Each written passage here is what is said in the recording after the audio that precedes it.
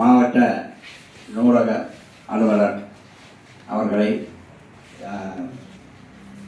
தலைமையேற்று நடத்துமாறு பணிவன்போடு கேட்டுக்கொள்கிறேன்.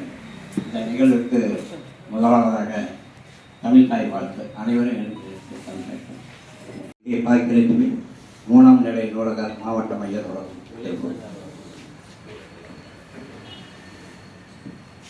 பொது நூலக இயக்ககம் திருப்பூர் மாவட்ட மைய நூலக வாசகர் வட்டம் மற்றும் நியூ செஞ்சுரி புக் ஹவுஸ் இணைந்து நடத்தும் 58வது தேசிய நூலக வார விழாவினை சிறப்பாக நடத்தி கொண்டிருக்கும் இந்த வேளையிலே இதனை தலைமையேற்று நடத்த வந்துள்ள மாவட்ட நூலக அலுவலர் அவர்களையும் மாவட்ட வேலைவாய்ப்பு அலுவலர் அவர்களையும் மற்றும் வாழ்த்துரை செய்ய வந்துள்ள அனைவரையும் மற்றும் இளைஞர்களுக்கு இன்றைய நூலகத்தின் பயன்கள் என்ற தலைப்பிலே பேச வந்துள்ள பட்டிமன்ற பேச்சாளர் இருவரையும் மற்றும் பொதுமக்கள் அனைவரையும் மற்றும் படிக்க வந்துள்ள மாணவர்கள் அனைவரையும் வருக வருகவென வரவேற்று அமைக்கிறேன். அடுத்து அமர்ந்தபடியே இருக்க ஐயா போய் அந்த நூலகத்தை கருது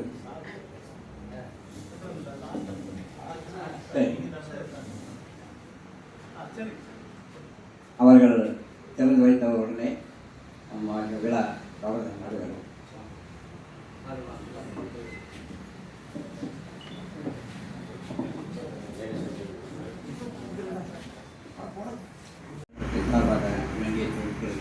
அடுத்து அவர் தலைமை உரையாற்றுமாறு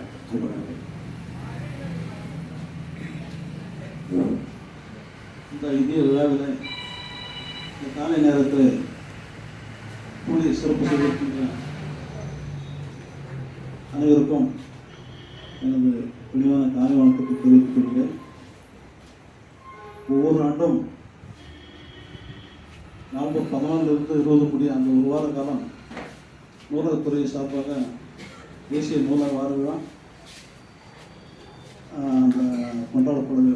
அது காலம் தொட்டு கொண்டாடப்பட்டு வருகிறது. அந்த வகையில் திருப்பூர் மாவட்டத்தில் இன்றைக்கு மாவட்ட மைய நூலகத்தின் சார்பில் இந்த நியூ செஞ்சுரி புக் ஹவுஸ் இணைந்து இந்த விழாவுக்கு நாங்கள் ஏற்பாடு செய்திருக்கிறோம். இந்த விழாவில் சிறப்பு அழைப்பாளர்கள் இந்த மாவட்டத்தினுடைய முதன்மை கல்வி அலுவலர் அம்மா அவர்கள் அன்றைக்கி நீங்கள் எங்களுக்கு ஒரு சிறப்பு சொற்பொழிவு கொடுக்கணும் அப்படின்னு கேட்டிருந்தோம். அவங்களால ஏதோ தவிர்க்க முடியாத ஒரு சூழ்நிலைனால அவங்க வரல. அடுத்து நம்ம மாவட்ட வேலைவாய்ப்பு அலுவலர் சார் வந்திருக்காரு. அவர் நிறையா இந்த நூலகத்தை மிகப்பெரிய அளவில் சிறு வயது முதல்ல பயன்படுத்தி அவருடைய வாழ்வில் ஏற்றம் கண்டு குரூப் 1 தேர்வில் வெற்றி பெற்று இங்கே மாவட்ட வேலைவாய்ப்பு அலுவலராக அமைந்திருக்கிறார். அவர் சொன்ன ரொம்ப சிறப்பாக இருக்கும். நூலகத்தில் பயன்படுத்திருக்கிறதுனால அவர் அடுத்து பேசும்போதெல்லாம் விரிவாகவும் ஆழமாகவும் வந்து சொல்லுவார். அதே மாதிரி இன்னைக்கு இந்த நூலகம் அப்படிங்கிறது எல்லா பக்கமே ஒரு சின்ன நகரம் பெரிய சிட்டிங்கிற மாதிரி ஒரு இது இல்லாமல் எல்லா பக்கமே ஒரு வேறுபாடு இல்லாமல் எல்லா அந்த படிக்கும் மாணவர்கள் போட்டித் எழுதும் மாணவர்கள், அதே மாதிரி வயது முதிர்வானவர்கள், பென்ஷனர்ஸ் அப்படின்னா அவங்கெல்லாம் எல்லாம் வகையிலுமே இன்னைக்கு நூலகங்களை நல்ல முறையில் பயன்படுத்திட்டு இருக்காங்க. இன்னும் சொல்லப்போனால் பல இடத்துல உட்கார்றதுக்கு இடம் கூட கிடைக்கிறதுல அது ஒரு நிலைமை தான் இருக்குது. அப்போ நம்முடைய பங்களிப்பை நம்ம இன்னும் கொஞ்சம் நல்லா செஞ்சோம்னாக்கா அந்த வெளியிலிருந்து நூலகத்தை பயன்படுத்துகிற மாணவர்களாகட்டும் இல்லை பொதுமக்களாகட்டும் அவர்களுக்கு நமது சேவையை பயனுள்ள வகையில் அவர்கள் பயன்படுத்தும் வகையில் நம் சேவை நன்றாக இருக்கும்போது அது அனைவருக்குமே மிக்க பயனாக உள்ளது.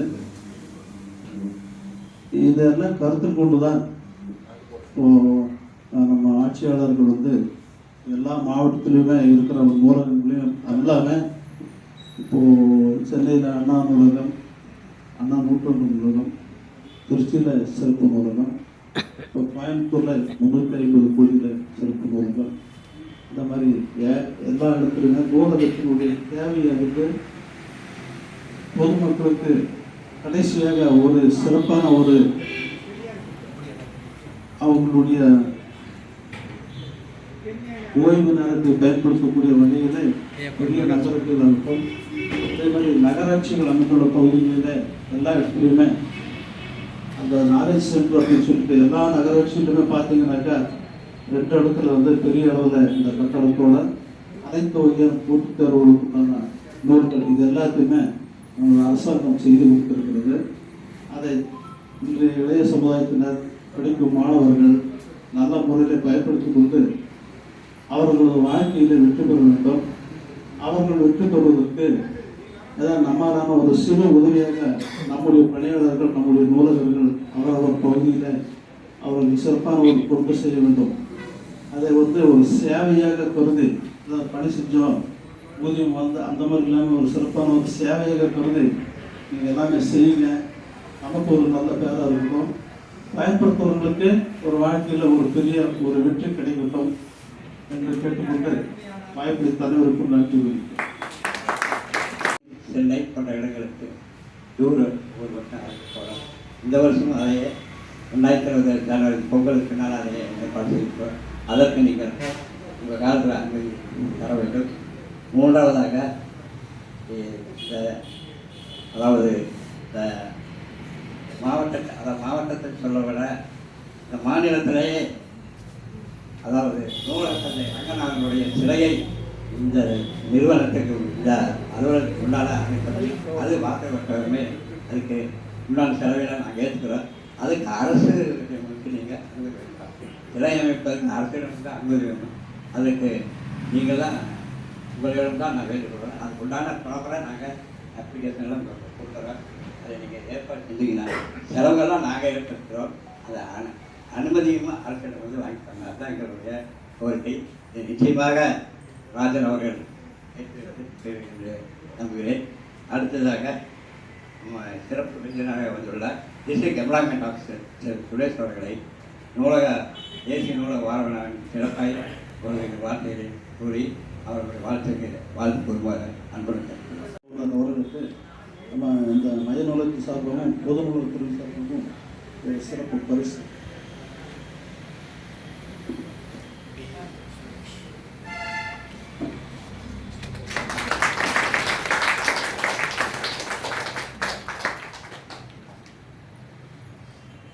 மாசவட்ட தலைவர் ஐயா அவர்களுக்கு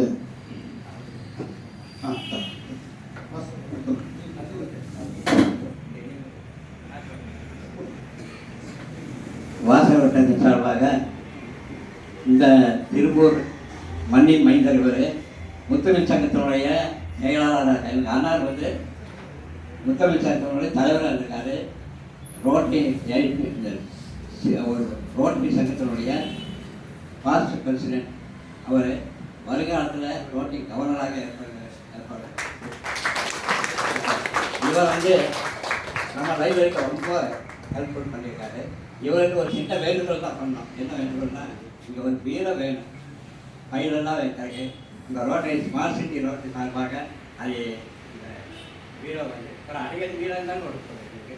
இந்த பீரோ இங்கே வச்சு அந்த ஃபைல்ஸ் எல்லாம் வைக்கணும். அதுக்குண்டான ஏற்பாடு செய்வார் அன்பு.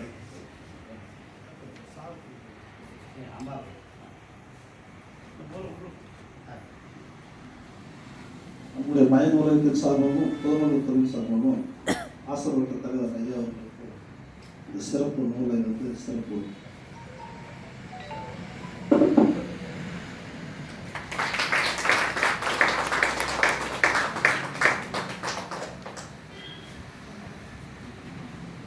மாவட்ட நூலக கண்காணிப்பாளர் அவர்களுக்கு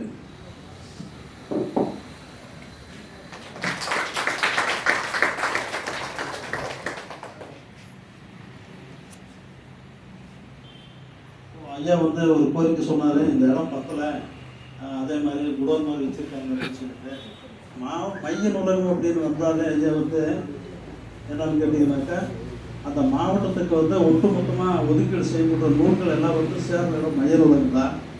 அந்த மைய நூலகத்தில் வச்சு தான் இப்போ இந்த மாவட்டத்தில் வந்து நமக்கு 135 ஊருக்கு நம்ம பிரித்து கொடுக்குறோம். 135 லைப்ரரி நமக்கு அது எல்லாத்துக்கும் பிரித்து கொடுக்குறோம். ஒட்டுமொத்தம் இங்கே தான் வந்து சேருங்க.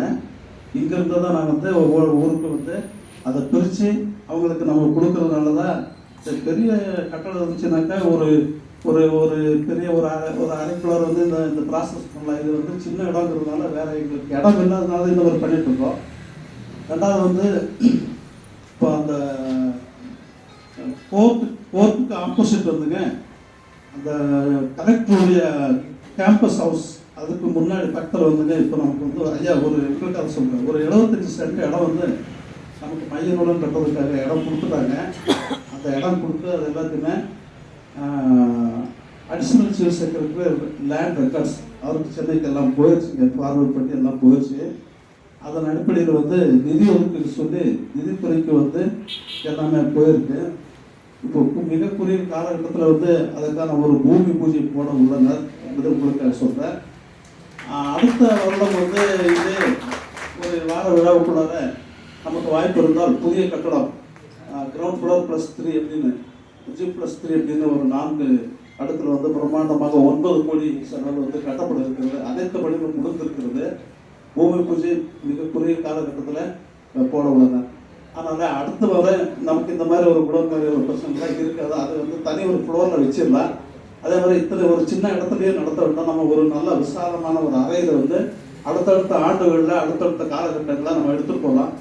அப்படி எடுத்துகிட்டு போகும்போது நம்ம இம்ப்ளிமெண்ட் ஆஃபீஸர்ஸாக பேசுகிற மாதிரிங்க எங்கிட்ட பேசுகிற சரி இது இன்னும் கொஞ்சம் விசாலம் இடம் இருந்தா அப்படின்னு. அப்போ அந்த மாதிரி ஒரு இடம் வரும்போது நம்ம நிறைய போட்டித் தேர்வுக்கு தயாராகும் மாணவர்களுக்கு தனியாக ஒரு மிகப்பெரிய அளவில் ஒரு அறைகளை ஒதுக்கி அதில் இலவசமாக வைஃபை இணைப்பு எல்லாத்தையும் செய்து கொடுத்து சாரு அவங்க மாதிரி இருக்கிறவங்க எல்லாத்தையுமே ஒரு மாதத்தில் ஒரு 2 டைம் நமக்கு அந்த கிளாஸ் எடுக்கிற மாதிரி நம்ம அந்த ஆஸ்பிரன்ஸ் வந்து கிளாஸ் எடுக்கிற மாதிரி எல்லா ஏற்பாடுகளையும் நம்ம கண்டிப்பாக செய்வோம்.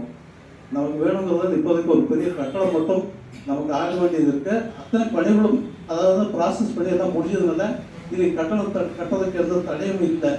ஒரு காலத்தில் முடியும் போது நம்முடைய தேவைகள் படிக்கும் மாணவர்களுடைய தேவைகள் எல்லாத்தையுமே ஒரே கட்டணத்துக்குள்ளார நம்ம நிறைவு செய்யலாம் அப்படின்னு நம்ம நினைக்கிறேன். அது உங்கள் எல்லாத்துடைய ஆசையோட நல்லபடியாக நடக்க தேங்க்யூ.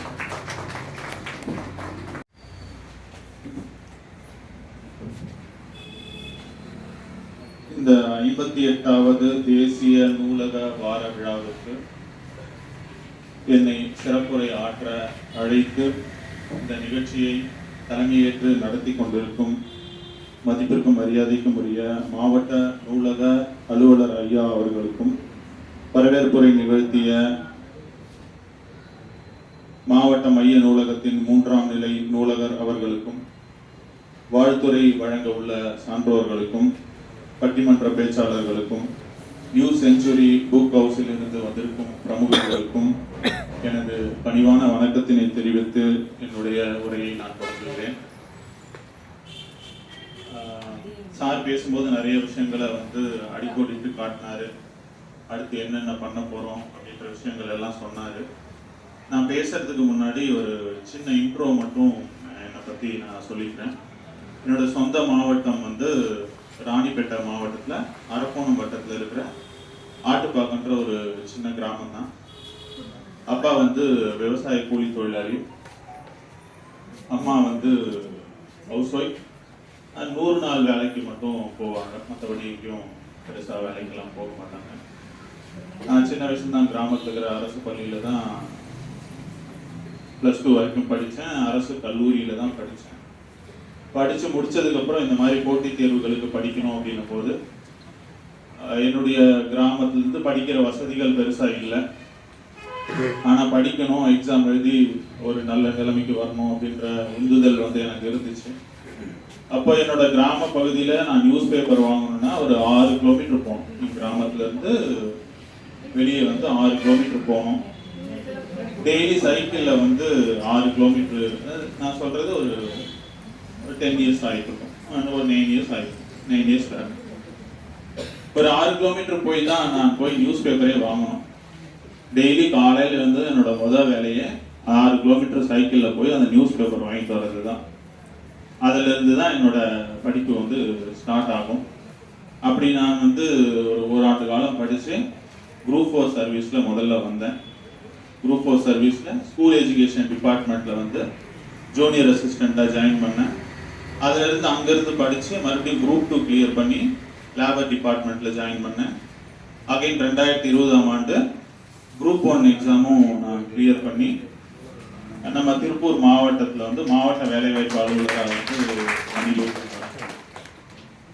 இதை ஏன் இங்கே நான் சொல்கிறேன் அப்படின்னா, எங்க அலுவலகத்துடைய முதன்மையான பணிகள்ல ஒண்ணு மாணவர்களை போட்டித் தேர்வுக்கு பயிற்றுவிக்கிறது. சரிங்களா? எனக்கு நான் படிக்கிறதுக்கு தேவையான புத்தகங்களோ நியூஸ் பேப்பரோ அவ்வளவு எளிமையா எனக்கு கிடைக்கவே இல்லை. எனக்கு அது கிடைக்கவே இல்லை. இப்ப படிக்கிற மாணவர்களுக்கு அது ரொம்ப எளிமையாகவும் அவங்களுக்கு அனுதினமும் டெய்லி அவங்களுக்கு தேவையான எல்லா விஷயமும் அவங்களுக்கு கிடைக்கணும் அப்படின்றதுல நான் கொஞ்சம் பார்த்து பண்ணிட்டு இருக்கேன். அதுக்கு நம்ம மாவட்ட நூலக அலுவலர் ஐயா அவர்கள் மாதிரி நிறைய பேர் வந்து மாவட்ட ஆட்சியர் அவர்கள் இன்னும் இருக்கிற நிறைய ஆபீசர்ஸ் வந்து நல்லா ஹெல்ப் பண்றாங்க. அதனால இங்க நிறைய மாணவர்கள் வந்து திருப்பூர் மாவட்டத்திலிருந்து படிச்சு அரசு பணிக்கு வந்துட்டு இருக்காங்க. ஸோ சார் சொன்ன மாதிரி அதை அடுத்த கட்டத்துக்கு கொண்டு போறதுக்கான முயற்சிகளும் சாரோட ஒத்துழைப்போட நாங்கள் இனி நாங்கள் மேற்கொள்ள இருக்கோம். ஸோ இந்த புத்தக வாசிப்பு அப்படின்றது எனக்கு சின்ன வயசுல அவ்வளவா இல்லை. ஸ்கூல் புக்கு படிப்பேன். ஸ்கூல் புக்கை தாண்டி பெருசா வெளியில் இருக்கிற புத்தகங்களை நான் படிக்கல. என்னோட பள்ளி காலங்கள் அப்படிதான் போச்சு. ஆனா சின்ன வயசுலயே எங்க ஸ்கூல்ல நடக்கிற அந்த பேச்சு போட்டி, கட்டுரை போட்டி, அந்த மாதிரி எல்லா போட்டியிலையும் கலந்துப்பேன். அப்போ மட்டும் எனக்கு அந்த பீரோக்குள்ள லைப்ரரினா ஒரு பீரோ இருக்கும் HM ரூம்ல, அதுதான் அங்க லைப்ரரி அரசு பள்ளியை பொறுத்த வரைக்கும். அதுல இப்போ இந்த பள்ளி பாட புத்தகங்களை தாண்டி நிறைய புக் இருக்கும். ஆனா அதை எடுத்து கொடுக்க மாட்டாங்க படிக்கிறதுக்கு. இந்த பேச்சு போட்டிக்கு போற பசங்களுக்கு மட்டும் ஒரு டைம் கொடுத்து அந்த பீரோல இருந்து எடுத்து கொடுப்பாங்க. ஸோ அப்போ படிப்பேன். அதை தாண்டி ஸ்கூல் டேஸ்ல எனக்கு படிக்கிறதுக்கு வாய்ப்பு கிடைக்கல. கல்லூரியிலையும் பெருசா வாய்ப்பு கிடைக்கல. ஆனா நான் கவர்மெண்ட் சர்வீஸ்க்கு வந்த அப்புறம் நிறைய புத்தகங்கள் படிக்கிறதுக்கான வாய்ப்புகள் எனக்கு கிடைச்சது. இனிஷியலா அதுக்கப்புறம் என்னோட சிந்தனைகள்ல நிறைய மாற்றங்கள் ஏற்பட்டுச்சு. சமீபத்துல கூட ஒரு நேஷனல் ஜியோகிராஃபி சேனல் பார்த்துட்டு இருக்கும்போது ஒரு காட்சி, அந்த நேஷனல் ஜியோகிராஃபி சேனல்ல ஒரு சிறுத்தை அதோட குட்டிக்கு எப்படி வேட்டையாடணும் அப்படின்னு சொல்லி கொடுத்து, அந்த சிறுத்தை போய் அந்த மானை பிடிச்சிருச்சு. ஆனா அதை எதுவும் பண்ணல, அப்படியே 2 கையால பிடிச்சி வச்சுட்டு இருக்கு. அதோட குட்டி பக்கத்துல இருக்கு. அதுகிட்ட சைகை காட்டிட்டு அந்த மானை அப்படி ரிலீஸ் பண்ணுது. ரிலீஸ் பண்ணது அந்த மான் என்ன பண்ணுது, அப்படி ஓடுற மாதிரி காலை திருப்பி இந்த பக்கம் ஓடுது. பட் சிறுத்தை அது அந்த பக்கம் திரும்பிச்சு, சிறுத்தை குட்டி அந்த பக்கம் போயிடுச்சு. அது மான் இப்படி கட் பண்ணி போகும்போது இந்த பெரிய சிறுத்தை போய் மறுபடியும் அதை பிடிச்சிருச்சு. மறுபடியும் அது கொஞ்ச நேரம் கழிச்சு ரிலீஸ் பண்ணுது. மறுபடியும் அது இந்த குட்டி வேட்டையாட ட்ரெயின் பண்ணுது. ஸோ இந்த காட்சியை நான் பார்த்தேன். எனக்குள்ள ஒரு யோசனை, இந்த சிறுத்தை அதோட குட்டிக்கு எப்படி வேட்டையாடணும்னு சொல்லி கொடுக்குது. அதோட உணவை அது எப்படி பெறணும்ன்றத சொல்லி கொடுக்குது. ஒரு 2000 வருஷத்துக்கு முன்னாடி இல்லது 5000 வருஷத்துக்கு முன்னாடி இருந்த சிறுத்தை என்ன பண்ணியிருக்கோம்? இதையே தான் சொல்லி கொடுத்துருக்கோம். 5000 வருஷத்துக்கு அப்புறமும் இந்த சிறுத்தை அப்படிதான் சொல்லி கொடுக்குது. இன்னும் 5000 வருஷம் ஆனாலும் அந்த சிறுத்தை அப்படிதான் சொல்லி கொடுக்கும். ஆனா மனிதர்கள் 5000 வருஷத்துக்கு முன்னாடி அவனோட உணவை தேடின விதம், விளைவிச்ச விதம், உருவாக்கின விதம் வேற, இன்னைக்கு அது வேற. இந்த மாற்றம் எப்படி நிகழ்ந்துச்சு? முதல்ல உலகத்துல இருக்கிற எல்லா உயிரினங்கள் போல மனிதனும் ஒரு விலங்கு தான். ஆனா இந்த உலகத்தை நம்ம ஆட்சி பண்றோம். நம்மதுதான் உலகம். நமக்கு கட்டுப்பட்டு தான் அந்த உலகத்துல இருக்கிற எல்லா பறவைகளும், விலங்குகளும், கடல் வாழ் உயிரினங்களும், நம்மளோட வலிமையான சிங்கம், யானை, புலி எல்லாமே இருக்கு. நம்ம கட்டுப்பாட்டில் தான் இருக்கு. இது எப்படி வந்துச்சு? காரணம், நம்ம தான் மொழின்ற விஷயத்தை உருவாக்கணும். விலங்குகள் எல்லாத்துக்கும் மொழி இருக்கு. அதோட மொழி நமக்கு புரியாது. பறவைகளோட மொழி பறவைக்கு தான் தெரியும். ஒரு ஆடோட மொழி ஆடுக்கு தான் தெரியும். நம்மளுக்கும் மொழி இருக்கு. அதை நம்ம சத்தமா வெளிப்படுத்துறோம். ஆனா மனிதர்களுக்கும் மற்ற விலங்குகளுக்கும் உண்டான வித்தியாசம், நம்ம மொழியை நம்ம ஓவியமா வரைஞ்சி எழுத்தா பதிவு பண்றோம்.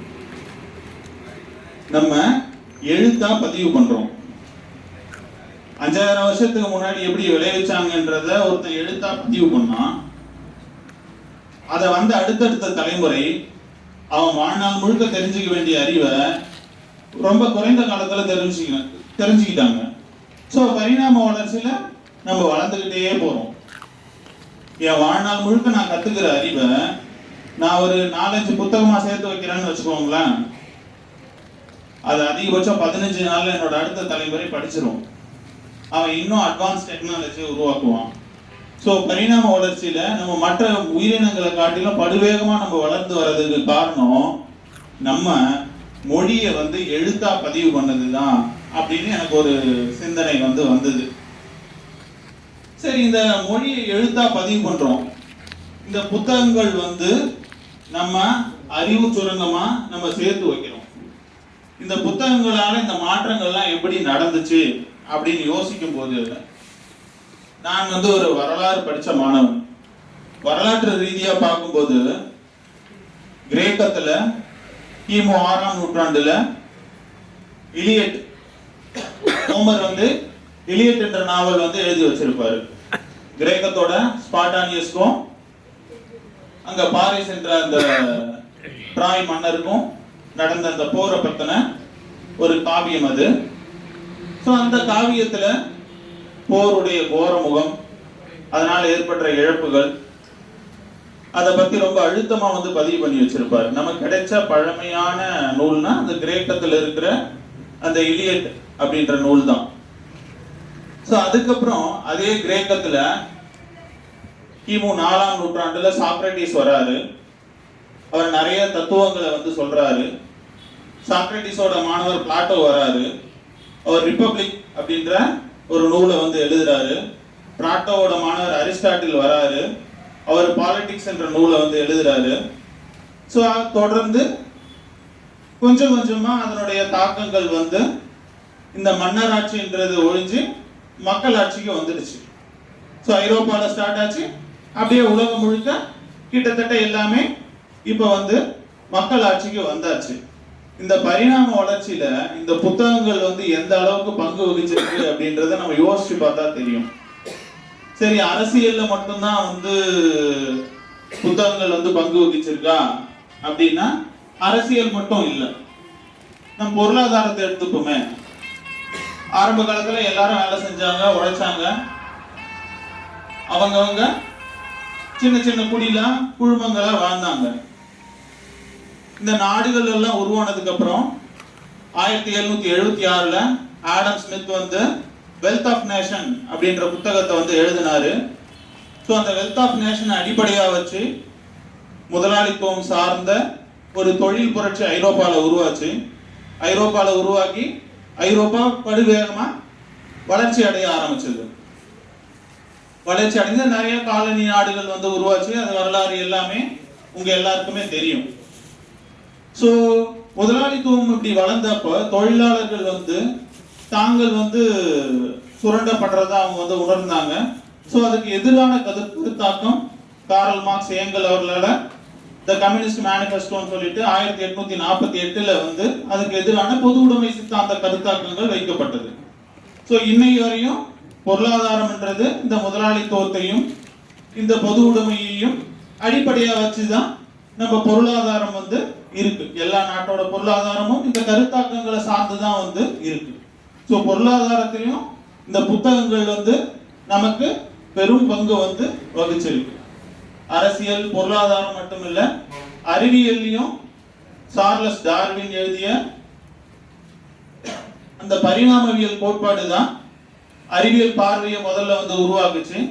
அதுக்கப்புறம் கொஞ்சம் கொஞ்சமா அறிவியல் கண்டுபிடிப்புகள் வளர்ந்து இன்னைக்கு வந்து மனிதர்கள் வந்து மண்ணை மட்டுமல்ல விண்ணையும் ஆளக்கூடிய அளவுக்கு நம்ம வந்து அறிவியல்லையும் வளர்ந்திருக்கோம். அதே மாதிரி மனித மனங்களை வந்து செதுக்கிறதுலையும் நிறைய புத்தகங்கள் வந்து பங்களிச்சிருக்கு. ஹிட்லர் எழுதின மெயின் கேம்ப் புத்தகம் வந்து மனித மனங்களை வந்து இறுக்கமாக்குச்சு. லியோ டால்ஸ்டாய் எழுதின வார் அண்ட் பீஸ் புத்தகம் வந்து மனித மனங்களை வந்து இலகுவாக்கி போரே வேணாம் அப்படின்ற விஷயத்துக்கு அகிம்சையை நோக்கி நமக்கு வந்து இட்டுன்னு போச்சு.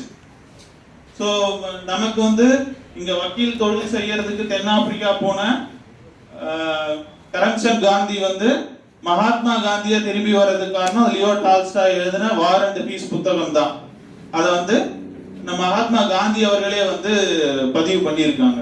ஸோ ஒரு புத்தகம் மனித மனங்களை எந்த அளவுக்கு மனிதனுடைய வாழ்க்கையில வந்து தாக்கத்தை செலுத்துது அப்படின்றதுக்கு இது ஒரு உதாரணம். நம்ம வந்து நம்ம ஃபேமிலியில வந்து இன்னைக்கு இருக்கிற காலகட்டத்துக்கு சொல்றேன், ஒரு சோசியல் மீடியாவுக்கு பெரும் முக்கியத்துவம் கொடுக்கிற புத்தக வாசிப்புன்றது ரொம்ப ரொம்ப குறைஞ்சு போன காலகட்டத்துல தான் நம்ம வந்து இருக்கோம். இது வந்து யதார்த்த உண்மை. சரிங்களா? சோ நம்ம வர அடுத்த தலைமுறைக்கு இந்த புத்தகத்தோட மதிப்பு என்ன, ஏன் புத்தகங்களை படிக்கணும், ஏன் விசாலமா இந்த பள்ளி பாட புத்தகங்களை தாண்டி பல்வேறு புத்தகங்களை படிக்கணும் அப்படின்ற விஷயத்த வந்து நம்ம வந்து சொல்லி தரணும். வீட்டுல வந்து நம்ம பண்டிகைகளுக்கு நம்ம வந்து ட்ரெஸ் எடுத்து கொடுக்குறோம், ஸ்வீட்டு நிறைய விஷயங்களை வாங்கி கொடுக்குறோம். அதே மாதிரி என்னோட பணிவான வேண்டுகோள், கூடவே வந்து அவங்க வயசுக்கு தகுந்த நல்ல எழுத்தாளருடைய புத்தகங்கள் நிறைய இருக்கு. நம் தமிழ்நாட்டில் ஆகச்சிறந்த எழுத்தாளர்கள் எல்லாம் இருக்காங்க. இப்ப நான் குறிப்பிட்ட அந்த லியோ டால்ஸ்டாயோட வார் அண்ட் பீஸ் புத்தகம், மகாத்மா காந்தி வந்து எனக்கு அகிம்சையை சொல்லி கொடுத்தது வந்து இந்த வார் அண்ட் பீஸ் புத்தகம் தான் அப்படின்னு சொல்லும் போது லியோ டால்ஸ்டாய் கிட்ட வந்து ரஷ்யால வந்து கேட்டாங்களாம், உங்க இது மாதிரி வந்து மகாத்மா காந்தி வந்து சொல்லியிருக்காரு உங்களோட வார் அண்ட் பீஸ் புத்தகம் தான் வந்து அகிம்சையை சொல்லி கொடுத்துச்சு அப்படின்னு, இந்த அகிம்சையை நீங்க வந்து எங்க இருந்து தெரிஞ்சுக்கிறீங்க அப்படின்னு சொல்லி கேட்கும்போது அவரு அவங்க நாட்டுல தென்போடியில தமிழ்நாடுன்ற ஒரு இடத்துல திருக்குறள் ஒரு நூல் இருக்கு, அந்த நூல்ல அறத்துப்பாடுல இருந்துதான் அகிம்சைன்றத நான் கத்துக்கினேன் அப்படின்னு லியோ டால்ஸ்டாயை பதிவு பண்ணி வச்சிருக்காரு. சோ நூல்களுக்கோ அறக்கருத்துக்களுக்கோ பஞ்சமில்லாத மொழி வளமும் இலக்கிய வளமும் இலக்கண வளமும் எழுத்தாளர்களையும் கொண்ட மாநிலம் கொண்ட இடம் தான் நாம. சரிங்களா? சோ அந்த மாதிரியான நல்ல புத்தகங்களை வந்து உங்களுடைய குழந்தைகளுக்கு வந்து அறிமுகம் செய்யுங்க. இந்த சமூக வலைதள காலத்துல போனுக்கு அடிக்ட் ஆகாம, போன்ல கேம்ஸ் நிறைய விஷயங்கள், இந்த புத்தகம் வாசிக்கிறதுன்றதே ரொம்ப கடினமா போயிடுச்சு. ஏன்னா நிறைய பள்ளிகள்ல போய் நாங்க கெரியர் கைடன்ஸ் எல்லாம் கொடுக்குறோம், மாணவர்களுக்கு வந்து புத்தக வாசிப்புன்றது ரொம்ப ரொம்ப குறைவாயிடுச்சு. ஸோ இதை மீட்டு எடுக்கணும், நம்ம அடுத்த தலைமுறையை வந்து இன்னும் சிறந்த தலைமுறையா நம்ம கொண்டு வரணும் அப்படின்னா அதுக்கு வந்து புத்தக வாசிப்பு நிச்சயமா வந்து அவசியமானது. ஸோ புத்தக வாசிப்பை வந்து நீங்க எல்லாரும் வந்து முன்னெடுக்கணும் அப்படின்னு சொல்லிட்டு என்னுடைய வேண்டுகோளை வச்சுட்டு இந்த வாய்ப்புக்கு வந்து வாய்ப்பளித்த நம்ம நூலக அலுவலர் அவர்களுக்கும் உங்க அனைவருக்கும் வந்து நன்றி கூறி விடைபெறுகிறேன். நீங்கள் இல்லாவிட்டால் இன்று வார விழா வெற்றிகரமாக நடைபெறாது. அப்பேற்பட்ட நீங்கள் எல்லாம் கூடியிருக்கின்ற இந்த அவையில் நமது மாவட்ட நூலக அலுவலர் பொறுப்பு திரு ராஜன் ஐயா அவர்களே மற்றும் நூலக வாசகர் வட்ட தலைவர் எனது ஆசிரியர் புருஷோத்தமன் அவர்களே, சுரேஷ் அவர்களே, மாவட்ட வேலை வாய்ப்பு அலுவலர் மற்றும் சான்றோர்களே ஆன்றோர்களே, இவரை எல்லாம் வணங்கி எனது உரையை ஆரம்பிக்கிறேன். தொட்டனை தூறும் மணற்கேணி மாந்தற்கு கட்டணை தூறும் அறிவு. அப்பேற்பட்ட அந்த அறிவை நாம் பெற்றிருந்தாலும் கூட அந்த அறிவை புதுப்பித்துக் கொள்ளக்கூடியதுதான் இந்த லைப்ரரி ஆகும். உண்மையில் லைப்ரரிங்கிறது வந்து நம்மளுக்கு எல்லாம் சின்ன வயசுல இருந்தே சொல்லி கொடுத்துருந்தாங்கன்னா எல்லாருமே நல்லா பயன்படுத்திட்டு இருந்திருப்போம். நாங்கள்லாம் முனிசிபல் எலிமெண்ட்ரி ஸ்கூல்ல தான் படித்தோம். அப்போ படித்த போது எங்களுக்கு இருந்த ஒரு நூலகம் வந்து அந்த பஸ் ஸ்டாண்டுக்கு ஏற்ற மாதிரி இருந்தது.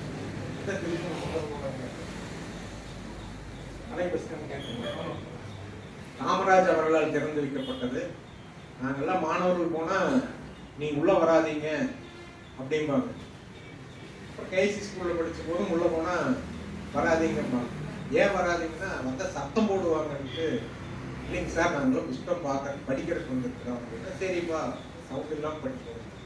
அப்போ நினச்சிட்டோம் அமைதியை தேடி எங்கே போகணும்னா இமயமலைக்கெல்லாம் போக வேண்டியதில்லை, லைப்ரரிக்கு போனால் ஒரு அமைதி கிடைக்கும். ஆனால் அந்த அமைதியிலேருந்து ஒரு அறிவே கிடைச்சது. அங்கே நாங்கள் புத்தகங்களெல்லாம் எடுத்து படிப்போம். அப்படி இருக்கும்போது அப்படி இந்த மாதிரி இங்கே லைப்ரரி வந்த போதும் தொடர்பாக நாங்கள் எல்லாம் வந்து இங்கேயுமே வாசிச்சுட்டு இருந்தோம். எங்கள் தந்தையார் வந்து திருப்பூர் 1955 ஜவுளி வியாபாரம் தொடங்கி 50 to 55 காலத்துல சென்னையில வந்து அவரு கதர் வியாபாரம் செஞ்சார். கதர்னா கையிலேயே நெசவு பண்ணி வாங்கி விற்கிறதுல இல்லை, கையிலேயே நெசவு பண்ணி அந்த பீஸை கொண்டு போய் சென்னையில விற்கிறது. யாராருக்கு வித்திருக்காருன்னா ராஜாஜி, கல்கி அலுவலகம், ஆனந்த விகடன் அலுவலகம், அதாவது வந்து பெரிய பணக்காரர்கள்லாம் வாங்கக்கூடியதாக இருந்தது அப்போ கதர். ஏன்னா கதர் விலை அப்போ அதிகம் இல்லை, ஆனால் கிழிஞ்சு போயிடும் அடிக்கடி. மற்ற மோட்டா துணி இல்லாங்கன்னா ரொம்ப நாளைக்கு வரும். அந்த மாதிரி இருக்கும்போது ஆனந்த விகடன் கூட தொடர்பு இருந்தபோது அவங்க கல்யாணம் ஒன்று வருது. இப்போ இந்த ஆசிரியர் மறைந்தார் பாலசுப்ரமணியன்னு, அவருக்கு கல்யாணம் வருது. அந்த கல்யாணத்துக்கு வந்து இவருக்கு அழைப்பு கொடுக்குறாங்க. என்னங்க நாங்கள் சாதாரணமாக ஜவுளி கொண்டு வந்து வித்துட்டு போகிறோம், எங்களுக்கு அழைப்பு கொடுக்குறீங்கன்னா, ஒரு ஐயர் வீடு அழைப்பு கொடுத்தா பெருசாக தெரியும், நீங்கள் வாங்கப்பான்னு சொல்கிறாரு. அவர் போய் அந்த வீட்டில் கலந்துக்கிறாங்க. அது வந்து அவருக்கு ரொம்ப தொடர்பு வந்து அவர் மகன் வரைக்கும் ஒரு உறவாகி, அவர் மகன் பாலசுப்ரமணியன் அடுத்து சீனிவாசன் வரைக்குமே இன்னைக்கு ஆனந்த விகடன் கூட ஒரு தொடர்பு இருக்குது. அதை நான் இந்த நேரத்தில் சொல்லக்கூடிய காரணம் என்னன்னா, இந்த ஆனந்த விகடன்ல 100ஆண்டு மலர் ஒன்று வெளியிட்டாங்க. அதுக்கு வந்து ஆனந்த விகடனோடு தொடர்புள்ளவர்கள், எழுத்தாளர்கள், உறவினர்கள், நண்பர்கள், இவர்களெல்லாம் தமிழ்நாடு அகில உலக அளவில் எங்கெங்க இருக்காங்களோ அவங்க பேட்டி எடுத்து அந்த புத்தகத்தில் வெளியிட்டாங்க. அதை வந்து எங்கள் தந்தையார் வந்து திருப்பூரில் வந்து பேட்டி எடுத்துட்டு போய் அந்த புஸ்தகத்தில் வந்தது. புஸ்தகத்தில் வந்து அது கூட சன்மானம் வந்து ஒரு 500 ரூபா டிராஃப்ட் எடுத்து அனுப்பிச்சு வச்சுருந்தாங்க. அப்புறம் அப்பா கூப்பிட்டு, என்ன பாடு இந்த மாதிரி அனுப்பிச்சிருக்கிற, இது எனக்கு விலை பேசுகிற மாதிரி ஆகி போச்சுன்னா, ஐயா இல்லைங்க, எங்களுடைய பத்திரிகை தர்மத்தின்படி ஒவ்வொரு கட்டுரைக்கும் நான் கொடுப்போம், பேட்டியாக இது வந்ததுனால அது மாதிரி கொடுத்துருக்குறோம், நீங்கள் கண்டிப்பாக ஏற்றுக்கோணுங்கன்னு சொன்னார். சரி நான் ஏற்றுக்கிறேன், இந்த புஸ்தகம் 100 ரூபா, எனக்கு ஒரு 100 புஸ்தகம் அனுப்பி நான் உனக்கு ஒரு 1000 ரூபாய்க்கு டிராஃப்ட் அனுப்புகிறேன் அப்படின்னு 100 புஸ்தகத்துக்கு அப்போ, இதெல்லாம் ஒரு 15-20 ஆண்டுகளுக்கு முன்னாடி, 2005 நினைக்கிறேன், அனுப்பிச்சு அந்த 100 புத்தகத்தை வந்து எங்கள் சொந்தக்காரர்கள் ஒரு 50 வச்சுட்டு ஒரு 50 வந்து கோயம்புத்தூர் மாவட்டத்தில் இருக்கிற எல்லா நூலகங்களுக்கும் அவரே சென்று நேரில் கொடுத்தார். அப்படி நம்ம லைப்ரரிக்கு வந்தபோது இவங்க வாங்குற கொஞ்சம் தயக்கம் பண்ணாங்க. அப்போ துணை தாசில்தாரா சீனிவாசன் ஒருத்தர் இருந்தார். அவருக்கு அனுமதி கேட்டு தான் நாங்கள் வந்திருக்கிறோம், இதெல்லாம் வாங்கி நீங்கள் அக்செப்ட் பண்ணி வச்சுக்கலாம், இல்லை நாங்கள் எதில் ஓட்டு வர வச்சு உள்ள வைக்கிறதுன்னு அப்போ கேட்டாங்க. அதுக்கெல்லாம் சொல்லி அந்த மாதிரி வந்தது. அப்போ இருந்து இங்கே தொடர்பு. அப்புறம் வந்தோடனே அப்பா என்ன புறவலர்னு எல்லாம் போட்டிருக்கீங்க என்னப்பான்னு, அப்போவே 1000 ரூபா, இன்னைக்கு 1000 இல்லை அது விலைவாசியில் எத்தனை ஏறி இருக்குது, 10,000 ரூபா வந்துங்க. திருப்பூர் மணமணி டிக்கெட் நிறைய. அப்புறம் அந்த 1000 ரூபாய்க்கு ஒரு ரசீதையும் போட்டு இங்கே புறவலர் ஆனார். அப்போ நாங்கள் வந்து 2007-8 நான் ரோட்டரி மிட்டம் இருந்தபோது சார் தான் வந்து எனக்கு முன்னாடி தலைவர். அப்புறம் இவர் சொல்லி நஞ்சப்பை ஸ்கூல்லேருந்து ஒரு 50 மாணவர்களை இங்கே சேர்த்தி விட்டோம். எனக்கு அவங்களுக்கு வந்து அந்த ஒரு வருஷத்துக்கு அந்த இது என்னவோ அதை கட்டி விட்டுட்டோம். அவங்கெல்லாம் வந்து இங்கே படித்தாங்க. இந்த மாதிரி திட்டங்கள்லாம் நிறைய இருக்குது. லைப்ரரின்னு நாம் உபயோகப்படுத்திக்கிறத பொறுத்துட்டாங்க. இப்போவே வாசிப்பை நேசிக்கிறவங்க இருக்கிற வரைக்கும் அந்த லைப்ரரிங்க சிறப்பாக இருக்கு. இன்னும் சொல்ல போனால் நம்ம ஊரில் புத்தக திருவிழா நடக்குது, ஈரோட்டில் நடக்குது, திருப்பூர் மாவட்ட நிர்வாகம் நடக்குது. திருப்பூரில் இந்திய தனியார் நடத்திட்டு இருந்தாங்க, இப்போ மாவட்ட நிர்வாகத்தோடு சேர்ந்தா நடத்துறாங்க. நாம் வந்து இப்போ சார் சொன்ன மாதிரி நம்ம புது கட்டடத்துக்கு போன பிறகு நூலக வார விழாவை புத்தக திருவிழாவாக ரொம்ப சிறப்பாக கொண்டாடணும். அந்த ஒரு வாரத்துக்கு வந்து சிறப்பான பேச்சாளர்கள் அழைக்கணும். அப்போ தான் வந்து அந்த வார விழாங்கிறது வெளியில் ஃபோக்கஸ் ஆகுங்க. இன்னைக்கு வந்து நம்ம ஒரு பேனர் கட்டிட்டு நம்மளால பேசிக்கிறது இல்லை, ஊர் ஊரா தெரியக்கூடிய மாதிரி ஒரு நல்ல பேச்சாளர்களை கூட்டிகிட்டு வந்து அதுக்கு ஸ்பான்சர் வந்து உங்களுக்கு ஈஸியாக கிடைப்பாங்க. ஏன்னா வந்து நாங்கள் வந்து தனியாக விழா வச்சா எங்கள் விழாவுக்கு வர்றதான்னு யோசிப்பாங்க. இது உங்கள் விழாவில் நாங்கள் கலந்துட்டோம்னா எங்களுக்கு கொஞ்சம் மதிப்பாக இருக்கும். அதை கூறிக்கொண்டு நாம் முனிசிபாலிட்டிக்கெல்லாம் சொத்து வரி கட்டுறோம். நீங்கள் எத்தனை பேர் நூலக வரி கட்டுறீங்க?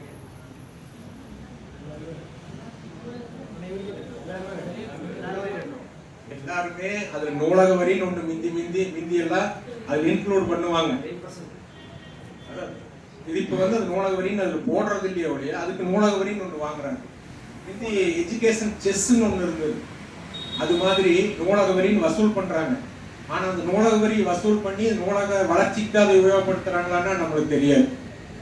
நீங்கள் சொல்கிறீங்க பூமி பூஜை போட போகிறோம், கட்டடம் கட்ட போகிறோம்னு, அதுக்குள்ளே எலெக்ஷன் வந்துரு, அப்புறம் பணம் இல்லை, பெண்டிங்ன்றுவாங்க, அந்த மாதிரி எலெக்ஷன் அறிவிப்பு வந்துருச்சுன்றுவாங்க. அதுக்கெல்லாம் இல்லாத மாதிரி நீங்கள் முயற்சி பண்ணி கலெக்டர்கிட்டே கொண்டு போய் திருப்பூரில் இத்தனை லட்சம் மக்கள் வாழக்கூடிய இடத்துல நீங்கள் காங்கயம் வெள்ளை கோயில்லாம் போனீங்கன்னா அந்த அல்ட்ரா மாடர்னாக வச்சுருக்காங்க. கரூர்ல எல்லாம் பார்த்தீங்கன்னா அந்த பூங்கா வாட்டெல்லாம் நல்லா அருமையாக வச்சுருக்குறாங்க.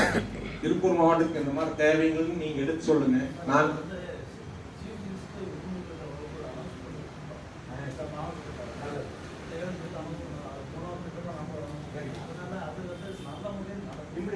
Very good.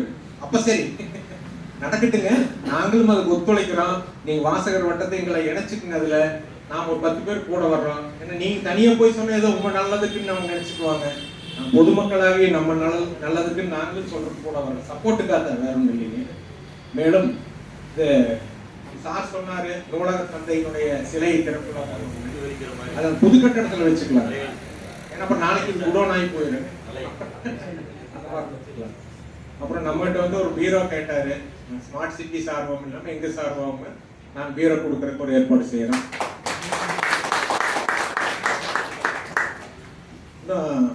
அடுத்தடுத்த கட்டங்கள் வந்து யோசனை வந்து நாம யார் வேணாலும் சொல்லிட்டு போயிடலாம். நடைமுறைப்படுத்துறது கொஞ்சம் சிரமமா இருக்கு. நீங்க வாசகர் வட்டத்தை நல்லா உபயோகப்படுத்திக்கணும்னா மாசம் ஒருக்கா இந்த புக்கு படிக்கிறவங்க எல்லாம் சேர்ந்து ஒரு நாள் ஞாயிற்றுக்கிழமை காலையில் சௌரியமா ஈவினிங் 4 மணிக்கு சௌரியமா 1 மணி நேரம் மட்டும் வைங்க. இந்த வட்டத்தொட்டின்னு சிதம்பரநாத் முதலியார் பண்ணார் குற்றாலத்துல. வட்டத்தொட்டின்னா அதுல வந்து எல்லா கருத்துக்களும் பரிமாறப்படும். அப்ப இந்த வாசகர் வட்டத்துல அவங்க எல்லாம் வந்தாங்கன்னா நாங்க இந்த வாசம் வந்து போன வாரம் இந்த புக் எடுத்து படிச்ச நீங்க அப்படின்னு அவர் அந்த கருத்து சொன்னார்னா அந்த புஸ்தகம் எங்கப்பா இருக்குதுன்னு இவர் தொலாவி போய் இன்னொருத்தர் எடுப்பாங்க. அந்த மாதிரி அப்படி வரும்போது அவர் புஸ்தகமே படிக்க வேண்டியது இல்லை. ஒரு நாலேஜ் பகிர்ந்துக்கும் போது அது வந்து ஈஸியா வந்து ரீச் ஆகுது. அதுக்கு ஒரு நல்ல தளமாக நீங்கள் இருக்கலாம் என்று கூறிக்கொண்டு, மேலும் இந்த சபையானது எழுத்தாளர்கள் நிறைந்த சபையாக இருக்கிறது. நான் சொன்னால் சொல்லிட்டு போறேன்னு நினைச்சு கூடாதீங்க. இதுல வந்து எழுத்தாளர்கள் நான் கையை தூக்க சொன்னா நீங்களே பார்க்கலாம். அவங்கள எழுத்தாளர்கள் எல்லாம் கையை தூக்கவும். மனோகர் உங்க பாருங்க, திரும்பி பாருங்க. இந்த எழுத்தாளர்கள் எல்லாம் உருவாக்கியதே இந்த லைப்ரரி என்று சொன்னால் அது சரியான விஷயம் என்று கூறி உரை நிறைவு செய்கிறேன். நன்றி. எல்லோரும் இன்புற்றிருக்க நினைப்பதுவே என்று அத்தை செயலாக்கவும் விளைகின்றேன் பராபரமே. கற்காலம் முதல் இந்த காலம் வரை இனி எதிர்காலம் வரையிலும் எவ்வளவு பரிணாம வளர்ச்சி அடைந்திருப்பது என்பதை நாம் நன்கறிவோம். அதற்கு எல்லாவற்றிற்கும் மையமாக இருப்பது நூல்கள் தான். இந்த நூல்கள் இருக்கக்கூடிய மையங்கள் தான்.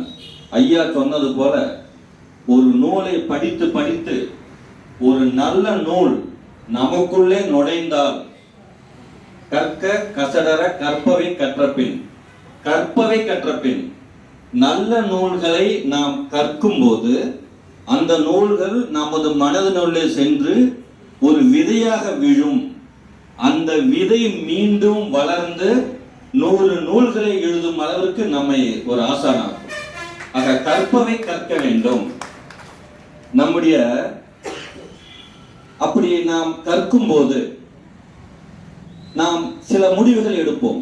அக்காலத்தில் இருந்து சிந்தனை செய்தவர்கள், சாதித்தவர்கள் தங்களுடைய படைப்புகளை ஓலைகளிலும் மைகளிலும் எழுதி வைத்தார்கள். இறுதியாக அச்சகம் என்று வந்தது. நமது உடலிலே எப்படி பச்சை குத்தினால் மறையாதோ அதே போல் அச்சகம், அச்சால் வார்க்கப்பட்ட தாள்கள், அது உள்ளது நூலகம். இந்த அச்சகம் என்பது இந்த பச்சை மறையாதது போல பேப்பரிலே பதிந்து விட்டால் அது மறையாது. என்ன நினைத்தார்கள், ஒரு பேப்பரிலே வந்துட்டாலே அது உண்மைதான் அப்படிங்கிற அளவிற்கு ஒரு பொதுவான அபிப்பிராயம் உண்டு.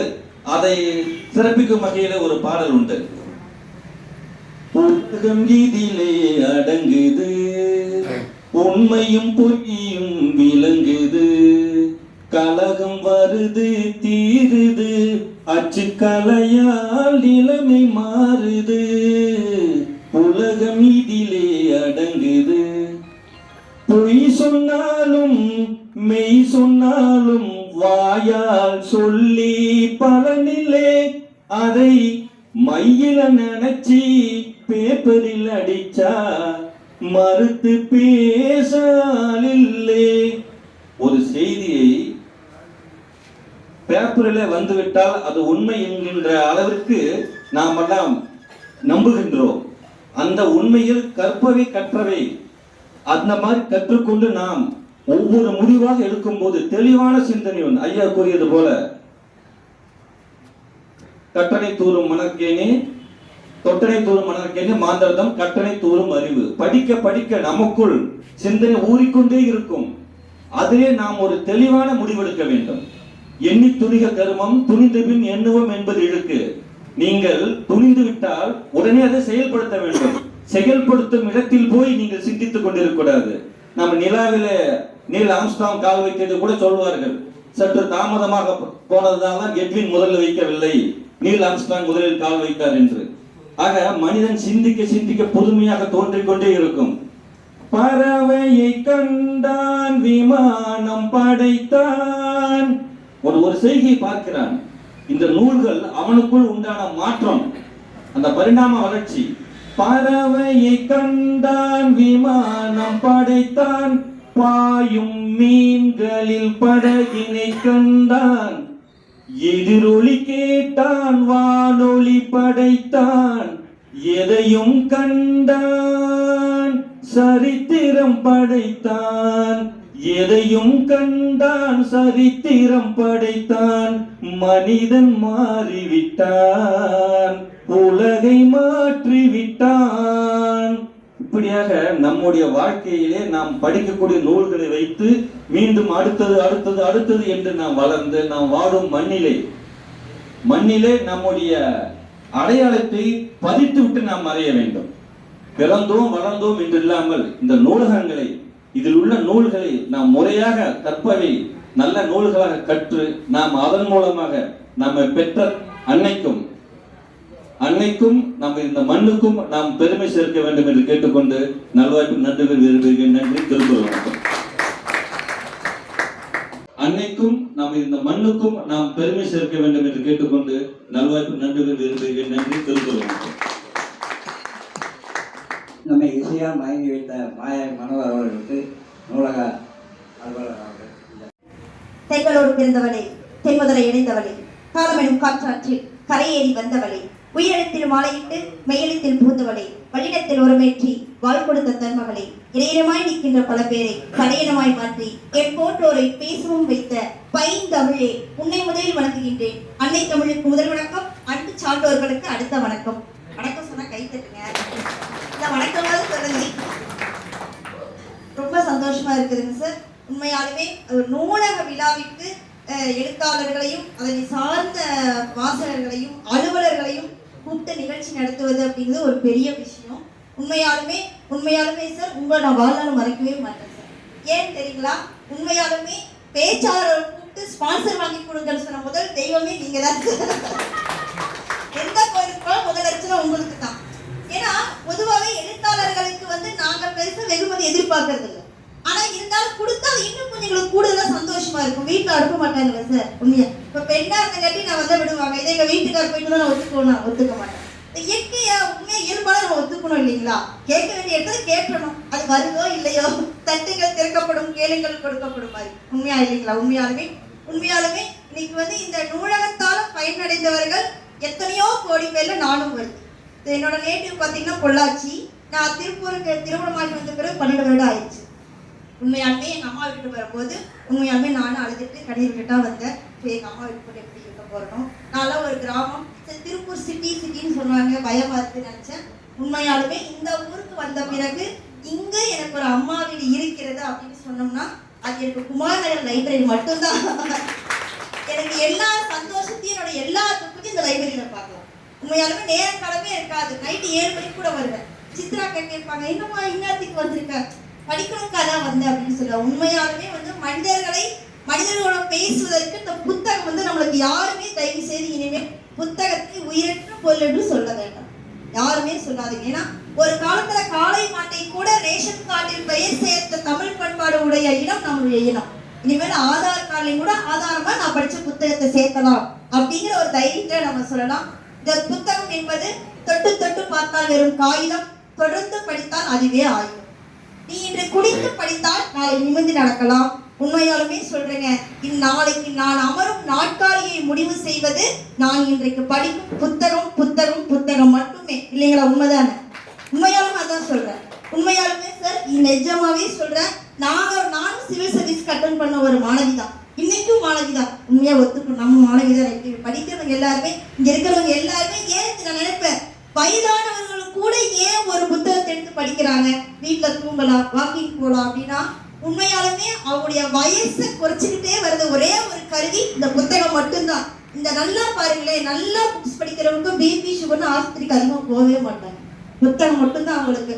உண்மையாலுமே இந்த புத்தகம் என்ன பண்ணும் அப்படின்னா, வயது முதிர்ந்த சபையில் கூட எங்களை மாதிரி சார் மாதிரி இளைஞர்களையும் நாட்காலில் அமர வைத்து பார்ப்பது இந்த புத்தகம் மட்டும்தான். அந்த அளவுக்கு ஒரு பெருமையான ஒரு விஷயம், தன்னடக்கத்தை கொண்டது ஒரு புத்தகம்.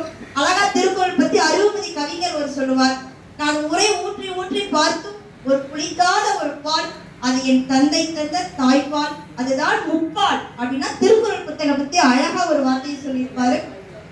மகாத்மா காந்தி கிட்ட கேட்டிருக்காங்க, நீங்க 1 கோடி ரூபாய் கொடுத்தா நீங்க என்னங்க பண்ணுவீங்கன்னு கேட்டா, நான் என்னங்க பண்ணுவேன், அழகா நான் லைப்ரரி கட்டுவேன், புக்கு வாங்குவேன்னு சொல்லியிருக்காரு. தந்தை பெரியார் சொன்னார், நீங்க என்ன நினைக்கிறீங்கன்னா முதல்ல பெண்கள் கிட்ட இருக்கிற கரண்டியை கொடுங்க, அவங்க கிட்ட ஒரு புத்தகத்தை கொடுங்க, இந்த நாடே வெளிச்சம் அடையும்னு சொன்னார். சார்லி சாப்ளின் சொல்லுவார், சார் நீங்க முதல்ல ஒரு சினிமா படத்துக்கு போனீங்கன்னா படம் வாங்கி என்ன செய்வீங்கன்னு கேட்டா, முதல் $100 நான் புத்தகம் வாங்குவதற்காகத்தான் செலவிடுவேன் அப்படின்னு சொன்னா, அந்த அளவுக்கு பெருமை வாய்ந்தது இந்த புத்தகம் சொல்லணும். உண்மையாலுமே நீங்க இந்த புத்தகத்தை நிறைய இப்ப பெரியவங்களுக்கு எல்லாத்துக்கும் தெரியும், நாவல்கள் படிச்சிருப்பாங்க, புதுமை பித்தன் கவிதைகள் படிச்சிருப்பாங்க, சுஜாதாவோட கதைகள் எல்லாம் படிச்சிருப்பாங்க. இன்னைக்கு இருக்கிற இளைஞர்கள் சுஜாதா கதைகள் படிச்சாங்கன்னா யாருமே இன்னைக்கு இந்த த்ரில்லர் மூவிக்கு போக மாட்டாங்க. அந்த அளவுக்கு சுவாரஸ்யமான சுஜாதா கதைகள். இறையன்பு IAS ரொம்ப, அதாவது நம்ம வாழ்க்கையில அப்துல் கலாம் ஆகட்டும், அறிஞர் அண்ணாவாகட்டும், எத்தனையோ பேர்கள் நல்லா பாருங்களேன், யாரெல்லாம் வெற்றியாளர்களா இந்த நாட்டில் அதிகமா இருக்காங்களோ 90% அவர்கள் நிச்சயமாக புத்தக வாசிப்பாளர்களாக மட்டும்தான் இருந்திருக்க முடியும். அப்பதான் அவங்களால சமுதாயத்துல ஜெயிச்சு நிற்க முடியும். 2 விஷயம் தாங்க. காரல் மார்க்ஸ் உலகத்தின் பொருளாதாரத்தின் தந்தை மூலதனம் அப்படின்னு ஒரு புக் எழுதினார். காரல் மார்க்ஸ் வாழ்க்கையில் நடந்த ஒரு விஷயம், அவர் சின்ன வயசா இருக்கும்போது கண்ணில் பிரச்சனை, ஆபரேஷன் பண்ண சொல்றாங்க. அப்ப அவர் சொல்றாரு, அப்பா நான் ஆபரேஷன் பண்ணிக்க மாட்டேன்னு சொல்றாரு. ஏமா அப்படின்னு கேட்டா, இல்லப்பா நான் 1 மாசம் ஆபரேஷன் பண்ணா 1 மாசம் கண்ணை திறக்க கூடாதாமா. அப்ப 1 மாசம் நான் படிக்காம என்ன பண்ணுவேன், நான் ஆபரேஷன் பண்ணிக்கல. ஆபரேஷன் பண்ணினா வாழ்நாள் முழுவதும் கண் பார்க்க முடியாது சொன்னா, அப்ப அவர் சொல்றாரு, நான் கண்ணு ஆபரேஷன் செய்தாலும் சரிப்பா, நீங்க என் கூட இருந்து 1 மாதம் அது முடியும் வரை என் கூட இருந்து புத்தகம் வாசிப்பேன்னு உறுதி கொடுங்க, நான் ஆபரேஷன் பண்ணிக்கிறேன்னு சொன்னாராம். அப்ப உலகத்தின் சிறந்த காரல் மார்க்ஸ் இந்த புத்தகம் எழுதி கொடுத்த பிறகு அந்த புத்தகத்தை யாருக்கு நீங்க இவருக்கு யாருக்கு நீங்க இது கொடுக்குறீங்க, உரிமை கொடுக்குறீங்கன்னு சொன்னா, இது என்னுடைய அப்பாவின் நினைவாக இந்த புத்தகத்தை சமர்ப்பிக்கிறேன் அப்படின்னு சொன்னவர் உலக பொருளாதாரத்தின் தந்தை காரல் மார்க்ஸ் அவர்கள். சரிங்களா? அப்ப அந்த அளவுக்கு வாழ்க்கையில இப்ப மகாத்மா காந்தி பத்தி தம்பி சொன்னாங்க. மகாத்மா காந்தி ஹரிச்சந்திர புராணம் படிச்சதுக்கு அப்புறம் என்ன சொன்னாரு, நான் போய் உண்மை மட்டும் தான் பேசுவேன்னு கத்துக்கிட்டாரு.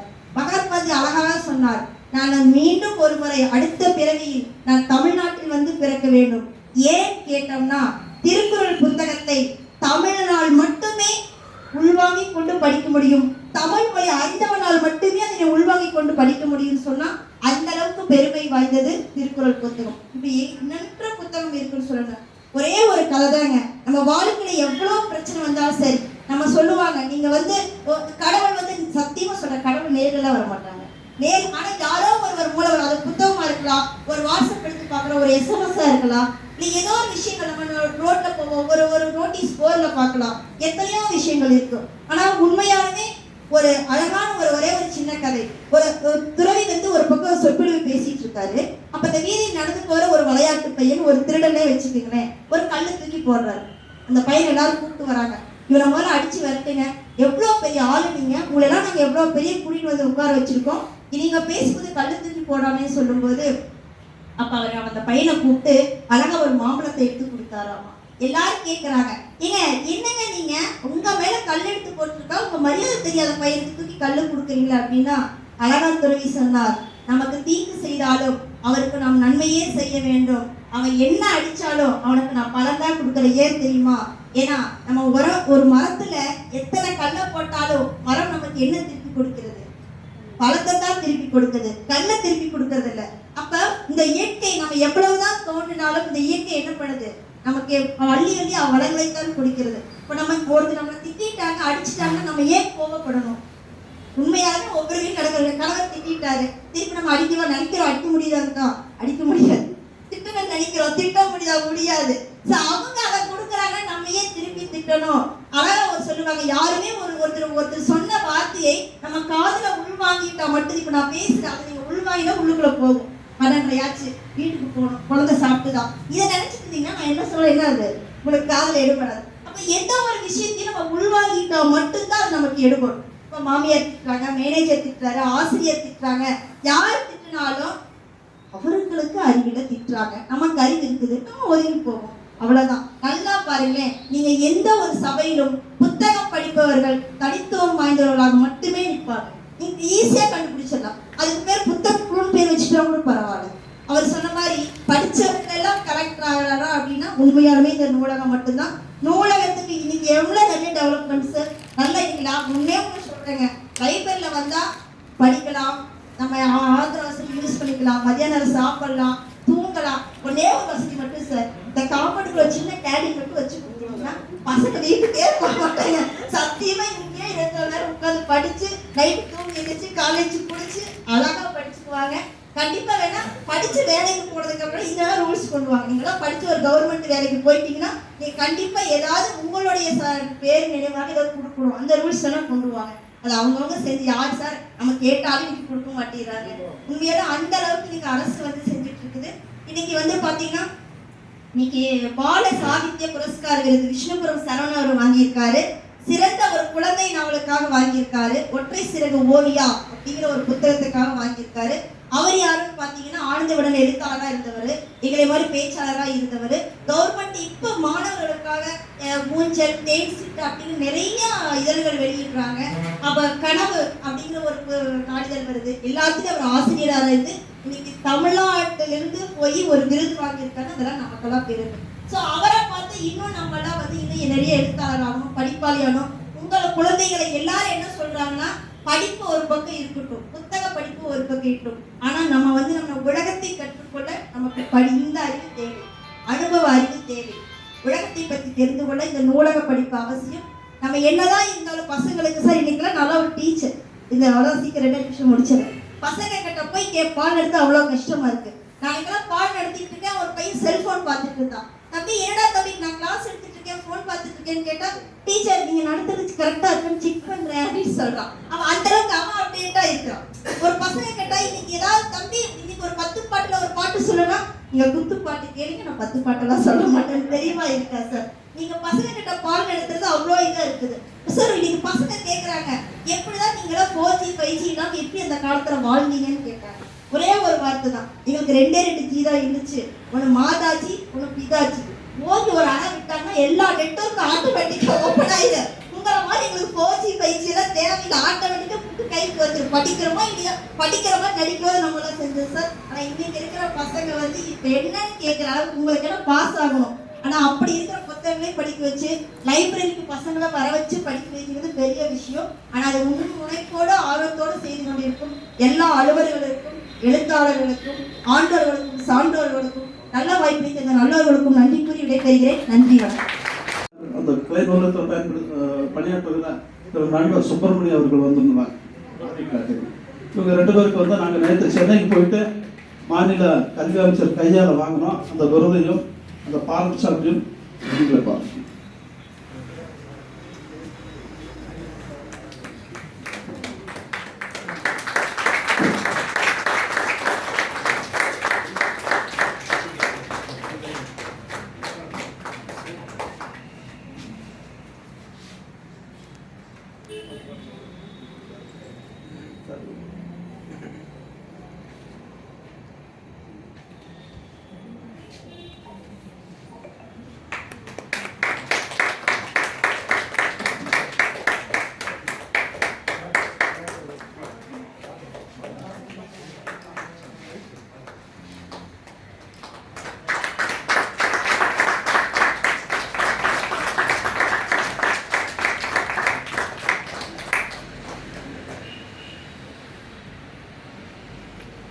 போன்று நம்ம மற்ற பணியாளர்கள் அனைவரும் அடுத்தடுத்த ஆண்டுகளில் உங்கள் சேவை சிறந்து இது போன்ற விருதுகளை பெற உங்களுடைய தனிப்பட்ட முயற்சி மற்றும் சேவை அடிப்படையில் நீங்கள் எல்லாம் பெற வேண்டும் என்று மனதார வாழ்த்துக்களை கூறிக்கொண்டு கண்காணிப்பாளர்களுக்கு திருப்பூர் மாவட்ட மைய நூலக வாசகர் வட்டம் மற்றும் நியூ செஞ்சுரி புக் ஹவுஸ் இணைந்து நடத்தும் 58வது தேசிய நூலக வார விழாவுக்கு வருகை வந்துள்ள அனைவருக்கும் எனது வணக்கத்தை தெரிவித்துக் கொள்கிறேன். ஒவ்வொரு ஆண்டும் நூலக வார விழாவின் போது தமிழ்நாடு அரசால் சிறந்த நூலகராக பணியாற்றி வரும் நூலகர்களுக்கு டாக்டர் ரங்கநாதன் விருது வழங்கி தமிழக அரசால் கௌரவிக்கப்படுகிறது. அதன் அடிப்படையில் திருப்பூர் மாவட்ட நூலகத்தில் அவிநாசி கிளை நூலகத்தில் 2ஆம் நிலை நூலகராக பணியாற்றி வரும் திரு சரவணன் அவர்கள் இந்த வருடம் விருது பெற்றுள்ளார். அவருக்கு எனது வாழ்த்துக்களை தெரிவித்துக் கொள்கிறேன். அதே மாதிரி சிறந்த வாசகர் வட்டம் மூலம் நம்ம நூலகத்துக்கு சிறப்பாக நூலகத்தை செயல்படுத்தி நன்கொடை வழங்கி செயல்படுத்தி வரும் வாசகர் வட்ட தலைவர் அவர்களுக்கு சிறந்த நூலக ஆர்வலர் விருது வழங்கி சிறப்பிக்கப்படுகிறது. அதன் வழியாக நமது வெள்ளநத்தம் ஊர்ப்புற நூலகத்திற்கு வாசகர் வட்ட விருது ஆர்வலர் விருது வழங்கி சிறப்பிக்கப்பட்டுள்ளது. அவர்கள் வாசகர் வட்ட தலைவருக்கு நூலக ஆணைக்குழுவின் சார்பாக எனக்கு வாழ்த்துக்கள். மற்ற நூலகர்களும் நமது நூலகத்திற்கு வரும் வாசகர்களை அன்போடு அரவணைத்து அவர்களுக்கு நூலக பயன்பாடுகளை எடுத்துரைத்து சிறந்த வாசகர்களாகவும் அவர்களது போட்டித் தேர்வில் வெற்றி பெறவும் உறுதுணையாக இருக்குமாறு அடுத்த வருடம் தொடர்ந்து நமது இதே மாதிரி விருதுகளை பெறுவதற்கும் வாழ்த்தி அன்றே நன்றி. இன்று 58வது தேசிய நூலகர் நாளுக்கு வருகை தந்து பல கருத்துக்களை எடுத்துக் கூறிய அனைத்து நல்லுறவுகளுக்கும் நன்றிகள். ஒரு மணி நேரம் நாம் எல்லாருமே எம்ப்ளாய்மெண்ட் அதாவது போட்டித் தேர்வுக்கு போய் படித்த மாதிரியே இருந்திருக்குமே. அரிய பெரிய கருத்துக்களை சொன்னாங்க, நிறைய தலைவரை பற்றி சொன்னாங்க. எல்லாத்துக்கும் நன்றி சார்.